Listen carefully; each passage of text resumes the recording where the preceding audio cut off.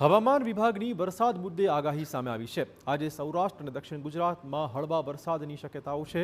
સૌરાષ્ટ્રના ગીર સોમનાથ અને અમરેલી દીવમાં વરસાદ પડી શકે તેમ છે। દક્ષિણ ગુજરાતમાં નવસારી, વલસાડ, ડાંગમાં વરસાદની આગાહી કરાઈ છે। આજે કેટલાક વિસ્તારમાં હળવાથી મધ્યમ વરસાદની આગાહી કરવામાં આવી છે। हल्का से मध्यम बरसात का पूर्वानुमान आज दिया गया है। इसमें जो डिस्ट्रिक्ट आज आ रहा है इसमें गिर सोमनाथ, अमरेली और दीव सौराष्ट्र कच्छ में, और जो हमारा दक्षिण गुजरात में नवसारी, वलसाड, दमन दादरा नगर हवेली और डांग के लिए दिया गया। અને હવે આપને મેપના માધ્યમથી સમજાવીશું કે આખરે આજે ગુજરાતના કયા કયા વિસ્તારોમાં વરસાદ શક્ય છે। તો વરસાદની આગાહીની વાત કરીએ તો સૌરાષ્ટ્રની વાત કરીએ સૌથી પહેલાં, જ્યાં અમરેલી, ગીર સોમનાથ અને આ તરફ ભાવનગર સુધી પણ વરસાદ આજે પડી શકે છે।